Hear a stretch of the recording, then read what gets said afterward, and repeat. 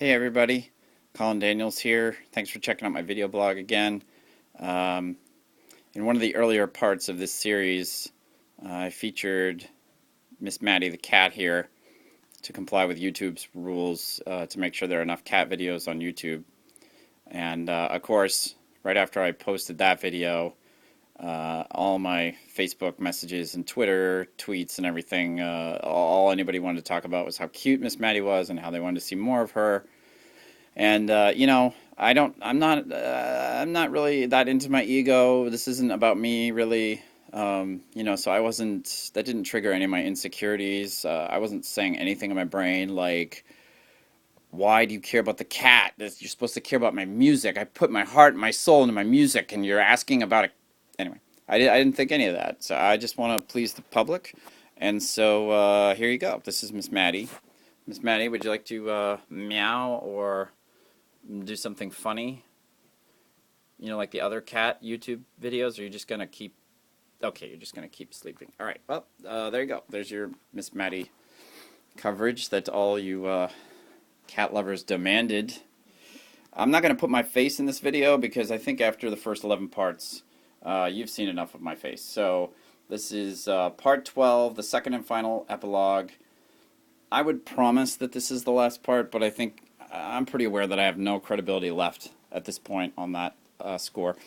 What I just need to quickly do, I left some things out, and I possibly confused you again in the earlier parts, and I apologize for the glare here. But I just want to quickly run through the chronology of how I made the record so that you can know beyond the shadow of a doubt that it only took 7 days. So here we go, as quick as I can, and I know I shouldn't use the word quick ever. But day one was a session to originally record my The Darkness and the Light solo acoustic EP, which actually was another record, but we borrowed two songs from that for Just Keep Goin. So we recorded the rhythm guitar and lead vocals for Home of Love that day, and we recorded everything, guitars, vocals, and did all the mixing for When I Fall, which was, man, too much glare there, which was the bonus track on the first release of Just Keep Goin, the EP version. And I don't know why I didn't put end parentheses on that. I think it's because I stayed up all night making parts 3 through 11, and I'm not entirely sure who I am or what's going on. So days 2 and 3, that's what most of this series was about. This was at Ian Love's studio in Brooklyn with all the different musicians. It was a Saturday, Sunday, 2 days all day. We did all the recording and initial mixing of all the instruments and vocals for Hey Colleen, The Door, and Make the Escape. And we recorded the additional lead guitar and backup vocals for Home of Love and did the initial mix of that one.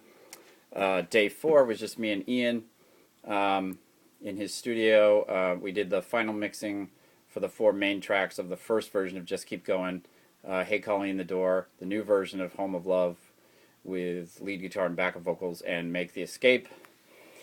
Day 5, this is something I completely left out of the earlier parts. I don't know how it was 11 parts and I left something out, but we actually recorded the lead and rhythm guitar for 3000 Angels, my song about 9/11, at Matt Cascella's studio, M3 Productions in Queens.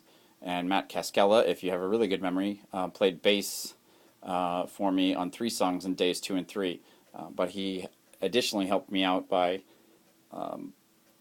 recording the guitars for 3000 Angels at his studio. And then we piped those tracks over to Ian's studio in Brooklyn. So we're back in Ian's studio for days 6 and 7.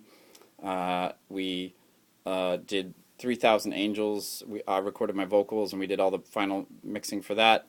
And then we did all the instruments, the recording of those, and all the final mixing for Burning Sand and Final Friend. And on this, I erroneously said in part 9 or 10 somewhere that Mickey Vershbow had played drums on 3 songs and Martin Newman had played bass on 3 songs. They actually played on 2, but still did a stellar job. And those 2 songs were Burning Sand and Final Friend. 3000 Angels had no bass or drums on it. So, and then the final day, oh no, sorry, that was it. Yes, the final day was part of day 6 and 7. It was when we finished all the mixing, all the tweaks and everything to get all 8 songs done. So the other thing that I left out was some links for people that I want to make sure people know about. Ian Love, who I talked about constantly, I think, in the earlier parts. He is a solo musician who has his own solo work, and he also is in the band Rival Schools, who are amazing. If you haven't heard of them, I strongly encourage you to check them out.